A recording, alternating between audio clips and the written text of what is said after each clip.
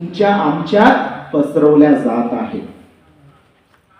याच दीक्षाभूमीच्या शहरातून या शहरातून दीक्षाभूमीवरून बाबासाहेबांनी आवाहन केलं, या आणि बौद्ध व्हा.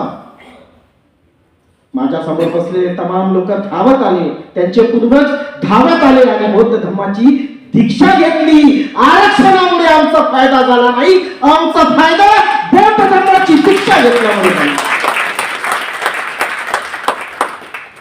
दीक्षा घेतली, शीलवान झालो, प्रज्ञावान झालो, शिकू लागलो.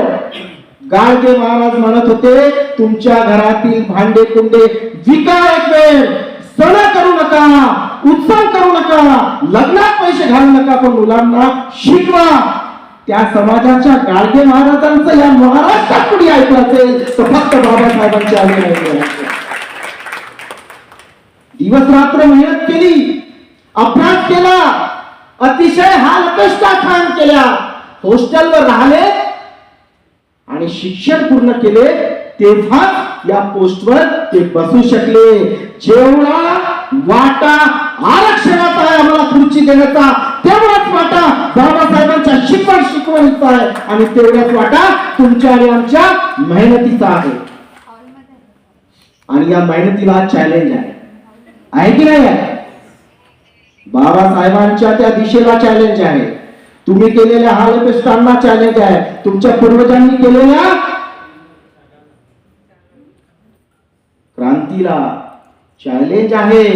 म्हणून आमचा एक कवी म्हणतो, संघर्षात मेलेल्या माझ्या बापाची हाडं मी जपून ठेवली आहेत. संघर्षात मेलेल्या माझ्या बापाची हाडं मी जपून ठेवलेला आहे. कधीतरी त्याची गरज पडेल म्हणून पाजवून नाही ठेवलेलं आहे.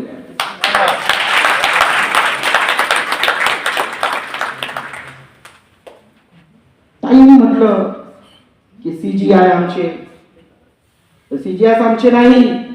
या देशात राष्ट्रपती आमचे झाले. काही फायदा पडला त्याचा? म्हणजे मी परवाच लिहिला एक आर्टिकल की आरक्षणाच्या बाबतीत सीजीआय 0, वर्गीकरणाच्या बाबतीत सीजीआय 0, ईव्हीएमच्या बाबतीत जी लढाई आम्ही अनेक वर्षापासून लढतोय सीजीआय 0,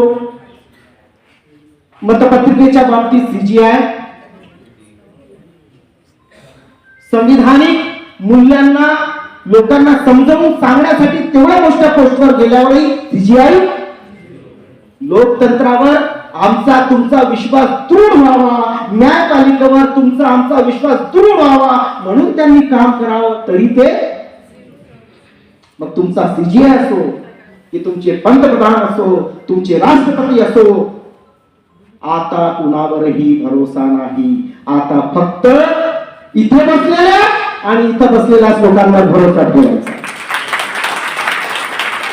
मुस्लिमांचे राष्ट्रपती झाले, अल्पसंख्याकांचे काय हाल या देशात आहेत आपल्याला माहित आहे. दलित म्हणून राष्ट्रपती झाले, त्यांचे हाल काय आहेत. आणि सध्या स्थितीत ते लिहिलंय ना, शेड्यूल ट्राईब्स, त्यांचेही राष्ट्रपती विद्यमान आहेत. त्यांचे काय हाल आहेत ते सुरजागडला जाऊन पहा, ते मणिपूरला जाऊन पहा, असे अनेक उदाहरणं देऊ शकतो की ते त्यांचे जे हाल आहेत. आम्ही इकडे अभ्यास करायचा, आम्ही परिश्रम करायची, आम्ही पुस्तकं वाचायचे, आम्ही शिकवणी घ्यायच्या, आम्ही परीक्षा द्यायचे, आम्ही पास व्हायचे. तुम्ही हलगी घेऊन मराठीत आणि मैत्रीत वाचत बसायचे आणि वर आमच्यावरच आरोप लावायचे की आमचे हक्क त्यांनी घेतले. योग्य आहे का? आमच्या मुलींनी घरापासून शेकडो किलोमीटर दूर राहावं, वसतिगृहात राहावं, एकटं राहावं, अभ्यास करावा आणि पास व्हावं, पोस्टवर जावं. आणि त्यांनी आपल्या पोरींना घरातूनच निघू द्यावं नाही, 16 आणि 17 वर्षी लग्न करून द्यावं नाही, उलट आमच्यावर आरोप करावा. यांचं आरक्षण पडले योग्य वाटतं का? ही मनुवाद्यांची चाल आहे, ही ब्राह्मणवाद्यांची चाल आहे. ते आपण ओळखली पाहिजे. या सगळ्या टेक्निकल बाजूवर वडेस्वार सर आहेत, गाडे सर आहेत, कळाळे सर आहेत, ॲडव्होकेट आकाशपूर आहेत, ते बोलतील. मी त्याच्यावर एकही शब्द बोलणार नाही. मी फक्त जे आमचे हक्क आहेत, जे आमचे अधिकार आहेत, त्यांच्यासाठी संघर्षासाठी कसे तयार राहाल याच्यासाठी बोलणार आहे. त्यांनी म्हटलं की अतिशय क्लिष्ट आहे, इतक्या सहजपणे उपवर्गीकरण होणार नाही. ह्या गोष्टी आपण अनेकदा बोलतो ताई. अरे ऐसा नहीं हो सकेगा, ऐसा कैसा 370 आएगा, ऐसा कैसा राम मंदिर बनेगा, ऐसा कैसा ट्रिपल तलाक आएगा. असंच करता करता येत गेलाय, कारण संघर्षासाठी उभं झालो नाही. पण आता वयाचं काही नाही. म्हणजे एखाद्याला वाटत असेल गाडे साहेब आहेत म्हणजे त्यांच्यासारखे तमाम लोक असं वाटत असेल हम तो रिटायर हो गए, हमारा तो हो गया. हाई डोक्यातून विचार काढला पाहिजे, तुम्हारा तो हो गया लेकिन तुम्हारी पीढ़ियों का क्या होगा. इसलिए जरी रिटायर झाले असेल, जरी वयाने मोठे झाले असेल, तरी मन तारुण्यात आणून बाबासाहेबांची प्रतिमा डोळ्यात ठेवून तरुणांसोबत घरातून बाहेर येण्याची आज गरज आहे. आता फक्त रिटायर झाले म्हणून नातवाचा हात बोट हातात धरून शाळेत पोहोचण्याची जबाबदारी राहिली का?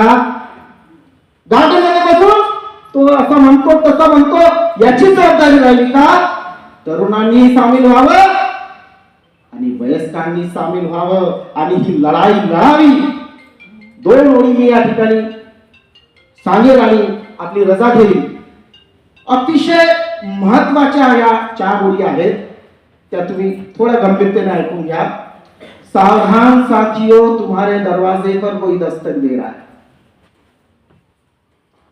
सावधान साथियों, तुम्हारे दरवाजे पर कोई दस्तक दे रहा है. उसके एक हाथ में नीला झंडा है तो दूसरे हाथ में त्रिशूल है. समझून घ्या.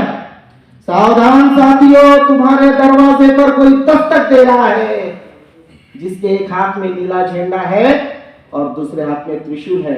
उसके भी पीछे उसका साथी खड़ा है, बड़ी नम्रता से मुस्कुरा रहा है. उसके भी पीछे उसका साथी खड़ा है, बड़ी नम्रता से मुस्कुरा है. उसके सर पे काली टोपी और खाकी पैंट पहनते हैं. सावधान साथियों, उसके भी पीछे तुम्हारे ही कुछ रहनुमा तुम दबक कर खड़े हैं. सावधान साथियों, उसके भी पीछे तुम्हारे ही कुछ रहनुमा तुम दबक के खड़े हैं. जो खुद बिकते हैं वो तुम्हें भी बाजार में बेच सकते हैं. तो ऐसे रहनुमाओं पर कोई विश्वास नहीं. ये लड़ाई हमें खड़ी करनी है, ये लड़ाई हमें लड़नी है और ये लड़ाई हमें ही जीतनी है. बस आपसे रजा लूंगा. बहुत बहुत धन्यवाद. जय हिंद, जय भारत, जय भूमि.